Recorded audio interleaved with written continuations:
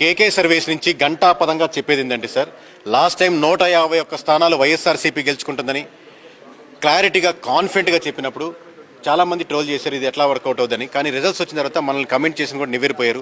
ఈసారి అదే గంటాపదంగా టీడీపీ పోటీ చేసినటువంటి 144 స్థానాల్లో ఖచ్చితంగా 133 స్థానాలు గెలుచుకునేందుకు ఆస్కారం ఉంది.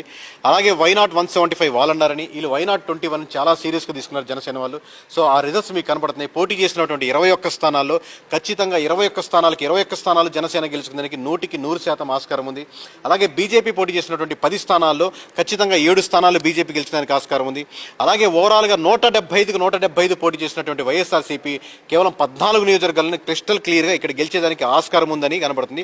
దాంట్లో 6 స్థానాలు మటుకు మాకు క్లియర్ కనబడుతుంది. ఇంకో 8 స్థానాలు టఫ్ ఫైట్లు కొంచెం టువార్డ్స్ వైఎస్ఆర్సీపీ వెళ్తుంది. కాబట్టి కన్సాలిడేట్గా 14 నియోజకవర్గాలు మాత్రమే, అంటే 20 దాటేదానికి ఆస్కారం లేకుండా కనబడుతుంది. రేపు పొద్దున మేము 1-2 రాంగ్ అవ్వచ్చు, ఇంకోటి యాడ్ అవ్వచ్చు, ఇంకోటి లూజ్ అవ్వచ్చు, అది కాదు విషయం.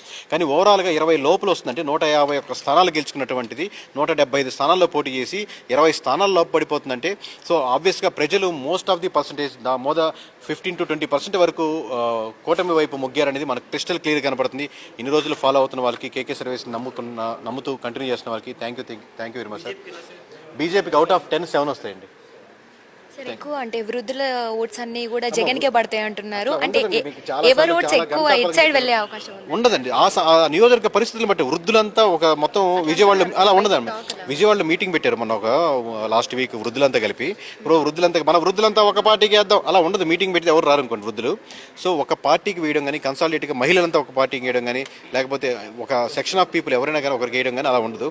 ఓవరాల్గా అక్కడ నియోజకవర్గం ఉన్న సమస్యల మీద వాళ్ళు ఫీల్ అవుతున్న దాని మీద మొత్తం ఎలా ఉంటుందని చెప్పి దాని మీద ఓట్ బ్యాంకింగ్ ఉంటుంది. కానీ వృద్ధులు ఎక్కువ వేశారు, సాయంత్రం దాకా ఓట్ బ్యాంకింగ్ మాడేయబడింది. లాస్ట్ టైం చెప్పారు ఇదే మాటలు పోయినసారి చెప్పారు, ఈసారి చెప్తున్నారు. అట్లా ఉండదని నేను మొత్తుకుంటున్నాను. ఓట్ బ్యాంకింగ్ అలా ఉండదు. మీ నాయకులు అలా ప్రభావం చెందొద్దని.